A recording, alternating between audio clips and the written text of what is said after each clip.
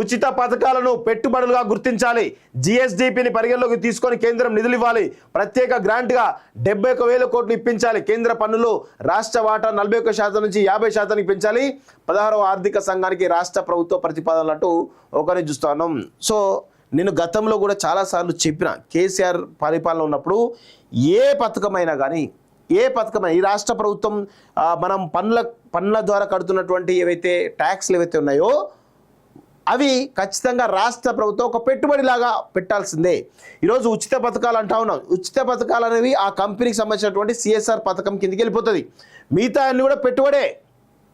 Kaleshwaram project అయినా, ఈ road అయినా, ఎలాంటి రోడ్లైనా, డ్రైనేజీ అయినా, ఎలాంటి బిల్డింగ్ కట్టినా అది ఒక ఆదాయ వనరుగా మాత్రమే ఉంటుంది అనేటువంటి విషయాన్ని గుర్తుపెట్టుకోవాలి. అంటే రాష్ట్ర ప్రభుత్వం కూడా ఒక ప్రైవేట్ లిమిటెడ్ కంపెనీగా మారుతుంది, అందులో నో డౌట్. ఎందుకంటే ఎప్పుడైనా కానీ ఒక రోడ్డు వేయగానే ఆ రోడ్డు ద్వారా ఇండైరెక్ట్ పరోక్ష పనుల ద్వారా రాష్ట్రానికి మరింత ఆదాయం ఎక్కువ వచ్చేటువంటి అవకాశం ఉంటుంది. ఈ డ్రైనేజ్ ద్వారా కావచ్చు, లేదంటే రోడ్ల ద్వారా కావచ్చు, లేదంటే ఇంకా వివిధ రకాల డెవలప్మెంట్ విషయాలు కావచ్చు, ఇవన్నీ కూడా వీటి ద్వారా పరోక్షంగా. ఇప్పుడు కాళేశ్వరం ప్రాజెక్ట్ ఉంది.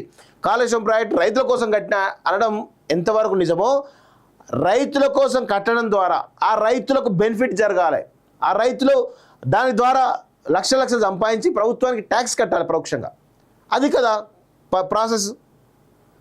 అంటే వీళ్ళు ఏమంటారంటే కాళేశ్వరం ముసుగులో, ఈ కేసీఆర్ కుటుంబం కాళేశ్వరం ముసుగులో మేము ఎంత పెద్ద ప్రాజెక్ట్ కట్టామని చెప్తా ఉంటారు. కానీ అది కాదు, అలాంటి పరిస్థితి ఉండదు అనే విషయాన్ని గుర్తుపెట్టుకోండి. ప్రభుత్వాలా వ్యవహరించాలి, అంతేగాని నీ జేబు సంస్థల వ్యవస్థ అంటే కుదరదు. కేసీఆర్ గత 10 ఏళ్ళు అదే చేసిండు. తను ఏమనుకున్నా అంటే ఈ యొక్క తెలంగాణ రాజ్యానికి రాజు నేను, యువరాజు నా కొడుకు, మేము ఏది చెప్తే అదే నడుస్తని ఒక భ్రమల్లో బతికిరు వీళ్ళంతా. ఈ ప్రజాస్వామ్యాన్ని అవమానించారు వీళ్ళంతా కూడా. సో అందుకే ప్రజలు తిరస్కరించిన విషయాన్ని గుర్తుపెట్టుకోవాలి.